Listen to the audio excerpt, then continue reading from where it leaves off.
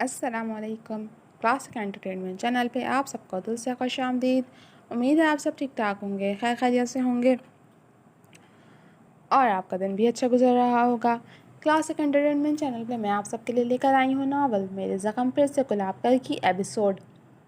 लेकिन नावल के episode start करने से पहले मेरी आपसे एक ही रिक्वेस्ट है कि अगर आपने हमारे चैनल को सब्सक्राइब नहीं किया तो जल्दी से सब्सक्राइब करके बेल आइकन को प्रेस कर दीजिए ताकि हमारे चैनल पे आने वाले तमाम नावल्स की वीडियोस के नोटिफिकेशंस आपको बर वक्त मिल सकें। तो चलिए मैं शुरू करती हूँ नावल मेरे ज़ख्म पे से गुलाब कर एपिसोड 48। हाँ, क्योंकि मैं जानती हूँ कि अगर मैं सच बताती तो आप इसमें भी मुझे ही कसूरवार ठहराते और अब प्लीज़ मुझसे इस बारे में कोई बात मत कीजिएगा। मनाम ने उसकी तरफ पलट कर भीगे लहजे में कहा और उसका जवाब सुने बगैर फिर से रुख पलट लिया। मिल्हान ने उसके कांपते लरसते वजूद को देखा। शायद नहीं, यकीनन वो अलमीर की याद में रो रही थी। वो अपने ससुराल के बजाय अपने मामू के पास क्यों थी और उसके ताया लोग उसकी शादी में शरीक क्यों नहीं थे। वो कुछ नहीं जानता था, ना ही उसे दिलचस्पी थी, मगर अब ऐसा लग रहा था जैसे कुछ था जो छुपा हुआ था। बाकी का सारा रास्ता खामोशी रही थी। मिल्हान ने उसे मुखातिब नहीं किया था, ना ही मनाम ने उससे कोई बात की थी। कुछ ही देर में वो शॉपिंग मॉल पहुंच चुके थे। तुम्हें जो ख़रीदना है ख़रीद लो, मैं यहीं हूँ, मिल्हान ने संजीदगी से कहा तो वो बिना कोई जवाब दिए कपड़ों वाली शॉप के अंदर चली गई। अपने लिए ख़रीदारी करते हुए हर सोच को जहन से झटक चुकी थी, क्योंकि इतना तो वो समझ ही गई थी कि अब उसे यही ज़िंदगी गुजारनी थी, समझौते भरी ज़िंदगी। 10-12 जोड़े लेकर काउंटर पर रख कर वो बाहर आई जहाँ मिल्हान खड़ा था। पेमेंट कर दें, उसने मिल्हान के करीब आकर धीमे लहजे में कहा तो वह चौंक कर सर हिलाता हुआ शॉप में आया और कार्ड से पेमेंट कर दी। पेमेंट के बाद मनाम ने 4-5 शॉपिंग बैग पकड़े और वहाँ से जूतों वाली शॉप पर आई। मिल्हान चुपचाप अब उसके साथ था। वहाँ से उसने स्लीपर और 2-3 सैंडल्स खरीदे और फिर जैसे ही मिल्हान ने पेमेंट क्लियर की, मनाम ने वहाँ से भी 3-4 शॉपिंग बैग थामे और शॉप से बाहर निकल आई। उससे बैग संभालना मुश्किल हो रहा था, तभी मिल्हान ने बिना कुछ कहे आधे बैग उसके हाथ से थाम लिए। क्या? किसी खुशफहमी में मुब्तला मत हो जाना, ये बस इसलिए कि तुम्हारे हाथ न टूट जाएं इतना वज़न उठाकर, और अगर तुम्हारे हाथ टूट गए तो मॉम मुझसे सवाल करेंगी। उसकी हैरान को नज़रों को खुद पर जमे देख कर मिल्हान ने वजाहत दी ताकि वो कुछ और न समझे, जिस पर मनाम ने सर झटका और मेकअप की शॉप की जानिब बढ़ गई। वहाँ से उसने मेकअप की कुछ चीज़ें खरीदी और फिर बाहर निकल आई। मिल्हान ने उसे टोका नहीं था कि राबिया बेगम ने उसे ढेर सारी हिदायतें देते हुए ये हिदायत भी की थी कि वह जितनी शॉपिंग करे उसे करने देना। कुछ देर बाद स्टेशनरी शॉप में आ गई थी जहाँ से उसने बहुत से कलर्स, ब्रशेस और न जाने क्या कुछ ख़रीदा था और फिर वहाँ से मज़ीद शॉपिंग बैग्स लेकर निकली थी। मिल्हान जानता था कि वो आर्ट की स्टूडेंट है, तभी उसे हैरानी नहीं हुई थी। इसके नहीं, मेरे ज़रूर हाथ टूट जाएंगे। मिल्हान ने उसे रुकते ना देखकर और अपने हाथ में मौजूद कई शॉपिंग बैग्स देखकर बड़बड़ाया, जिसने आर्ट की चीज़ों के बाद यूनिवर्सिटी के लिए 2-3 बैग्स भी खरीदे थे। आप जाकर गाड़ी में बैठे, मैं अभी आती हूँ, वो मिल्हान को देखकर संजीदगी से बोली।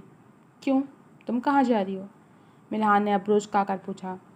मुझे कुछ और ख़रीदना है, आप मुझे अपना कार्ड दे दें, मनाम ने नज़र चुराते हुए कहा। तुम्हें जो ख़रीदना है ख़रीदो, मैं साथ हूँ, मिल्हान ने बेनियाजी से कहा तो वो लब खींचकर उसे खा जाने वाली नज़रों से घूरने लगी, मगर फिर से झटक कर एक तरफ बढ़ी और एक शॉप में घुस गई। मिल्हान भी तेज़ी से उसके पीछे लपका और शॉप का जायज़ा लिए बगैर शॉप में दाखिल हो गया। आप कहाँ आ रहे, बाहर जाएं, मनाम ने मिल्हान को देखकर बुखला कर कहा। देखने आया हूँ कि ऐसी कौन सी ज़रूरी चीज़ थी जिसको मुझसे छुपकर ख़रीदना चाह रही थी तुम, मिल्हान ने मशकूक अंदाज में कहा तो मनाम का दिल चाहा अपना सर पीट ले। उसकी बात पर सामने मौजूद सेल्स गर्ल मायने खीज़ी से मुस्कुराई, जबकि मिल्हान अब इधर उधर का जायज़ा लेने लगा, मगर सामने निगाह पड़ते ही उसने बेसाख्ता मनाम को देखा जो सुर्ख पर्दा चेहरा लिए रुख मुड़ गई थी। मिल्हान का चेहरा भी सुर्ख हुआ और वो कार्ड टेबल पर रखता शॉपिंग बैग थामे झपाक से शॉप से बाहर निकल गया, क्योंकि यह मखसूस लेडीज़ शॉप थी जहाँ उसका कोई काम नहीं था। बाहर आते ही उसने गहरा सांस भरकर खुद को कोसा। बेसाख्ता उसे मनाम का गुरेज याद आया, जिस पर उसका दिल किया खुद को दो लगाए। वो चलता हुआ तेज़ी से नीचे आ गया और सारा सामान कार की पिछली सीट पर रख कर उसके वापस आने का इंतज़ार करने लगा। उसके जाने के बाद मनाम ने मुतमईन होकर अपनी ख़रीदारी की और पेमेंट करके बाहर निकल आई। उसका रुख अब बाहर की जानिब था, क्योंकि शॉपिंग उसकी हो चुकी थी, मगर भूख से बुरा हाल था। लेकिन वो ये भी जानती थी कि इतनी देर होने पर अब वो उसे लंच तो कभी भी नहीं करवाएगा। उसे तो हैरत ही इस बात पर थी कि वो इतनी देर तक उसके साथ शॉपिंग के लिए रुक कैसे गया। ابھی وہ پارکنگ میں پہنچی تھی جب اس کے قدم بے ساختہ رکے، کیونکہ سامنے سے جذبہ چلی آ رہی تھی جو خود بھی اسے دیکھ چکی تھی۔ منام کو دیکھ کر جذبہ کے چہرے پر غصے بھرے تاثرات چھائے تھے اور اب وہ دونوں ہی ایک دوسرے کے سامنے آ کر رک گئی تھیں۔ کیسی ہو جذبہ؟ منام نے اس کی عزت کرنا تو کب کا چھوڑ دیا تھا، تبھی اسے نام سے مخاطب کیا۔ تمہیں اس سے کوئی مطلب نہیں ہونا چاہیے، بھگوڑی کہیں کی، جذبہ نے کہا تو منام نہ چاہتے ہوئے بھی تلخ سا مسکرا دی۔ میں بھگوڑی ہی صحیح، مگر دیکھو کیسی عزت بھری زندگی جی رہی ہوں، مگر تم تو ساری دنیا کے سامنے بدنام ہو گئی۔ اف، لوگ بھلا کیا کہتے ہوں گے تمہارے بارے میں؟ ہاں، ایسی لڑکی جو ایک لڑکے کے پیچھے پڑی ہے کہ وہ اس سے شادی کر لے، اتنی قریب پڑی، اب بے حیا لڑکی ہے کہ خود ہی کسی لڑکے کی منتیں کر رہی ہے۔ منام نے اس کے زخموں پر نمک چھڑکا۔ شٹ اپ، منہ بند رکھو اپنا، جذبہ نے غصے سے چیخ کر کہا تو منام نے سرد انداز میں اسے دیکھا۔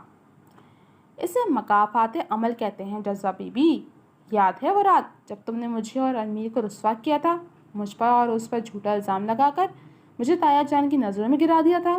میں تو صرف تایا جان اور مون بھائی کی نظروں میں گری تھی، لیکن دیکھو آج تم پوری دنیا میں رسوا اور بدنام ہو کر رہ گئی ہو۔ اسے خدا کا انصاف کہتے ہیں جذبہ بی بی، اگر تم سمجھو تو مجھے جان بوجھ کر سب کی نظروں میں گرا کر بھی تمہیں کچھ حاصل نہیں ہوا، کیونکہ میں تو اپنی زندگی میں بہت خوش ہوں۔ منام نے طنزی انداز میں کہا تو وہ منام پر جھپٹی۔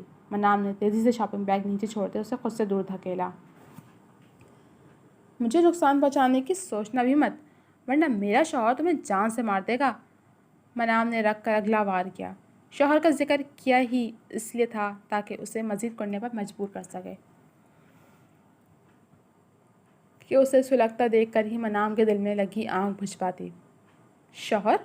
اس کی توقع کے عین مطابق وہ چونک اٹھی تھی۔ ہاں شوہر، شادی ہو گئی ہے نا میری، اس شخص سے جو مجھے بے حد چاہتا ہے، اتنا چاہتا ہے کہ میرے لیے کچھ بھی کر سکتا ہے۔ ویسے اپنے بہنوئی کا نام نہیں جاننا چاہو گی؟ منام نے پراسرار سے لہجے میں کہا تو جذبہ کو نہ جانے کیوں کسی انہونی کا احساس ہوا۔ کون؟ کس کی بات کر رہی ہو تم؟ جذبہ نے کپ کپاتے لہجے میں کہا۔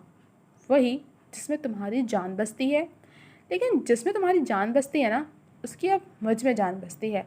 میں منام حبیب مغل نہیں، بلکہ اب منام ملہان بیگ ہوں جذبہ ڈیئر۔ منام نے اس کے سر پر دھماکہ کیا تو وہ پھٹی پھٹی آنکھوں سے اسے دیکھنے لگی، جیسے اسے یقین نہ آیا، مگر پھر تیزی سے اس پر جھپٹی۔ میں تمہارا منہ توڑ دوں گی، ملہان صرف میرا ہے، جھوٹ بول رہی ہو نا تم، میں اسے کسی کا نہیں ہونے دوں گی، وہ صرف میرا ہے۔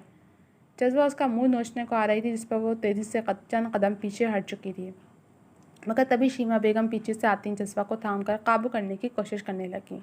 منام کو دیکھ کر وہ حیران تو ہوئی تھی، لیکن اسے خوشباش دیکھ کر ان کے سینے پر سانپ لوٹ گئے تھے۔ میں تمہاری طرح جھوٹی نہیں ہوں جذبہ بیوی، اور مجھے ضرورت بھی نہیں ہے جھوٹ بولنے کی۔ تم نے اپنی ماں کے ساتھ مل کر مجھے سب کے سامنے ذلیل کر کے رکھ دیا، مجھے میرے گھر سے دربدر ہونے پر مجبور کر دیا، لیکن دیکھو آج تمہاری سب سے پیاری چیز میرے پاس ہے۔ منام سرد نظروں سے اسے دیکھ کر بولی۔ بکواس بند کرو اور جاؤ یہاں سے، شیما بیگم غصے سے پھنکاری۔ کیوں؟ ڈر لگ رہا ہے کہ آپ کی بیٹی مجھے ملہان کی بیوی کے روپ میں دیکھ کر پاگل ہی نہ ہو جائے؟ منام نے طنزیہ انداز میں پوچھا۔ وہ تمہیں بیوی بنا ہی نہیں سکتا، کبھی کبھی نہیں، کیونکہ تمہارے خلاف بے انتہا زہر بھرا ہے میں نے اس کے کانوں میں۔ اسے جھوٹ بولا ہے کہ تم نے مون بھائی کو اپنی اداؤں کے جال میں پھنسا کر دھوکہ دے دیا۔ اسے یہ بھی بتایا کہ تم نے کیسے اپنے منگیتر کو شادی سے پہلے رات کے وقت تنہائی میں بلایا، اور اس نے میرے جھوٹ پر بھی یقین کر لیا۔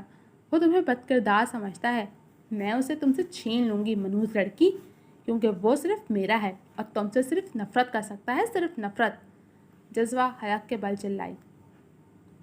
تمہارے بھائی نے مجھ سے میرے امیر کو چھین لیا، انہیں جان سے مار کر، اور اب تم ملہان کو چھین لو۔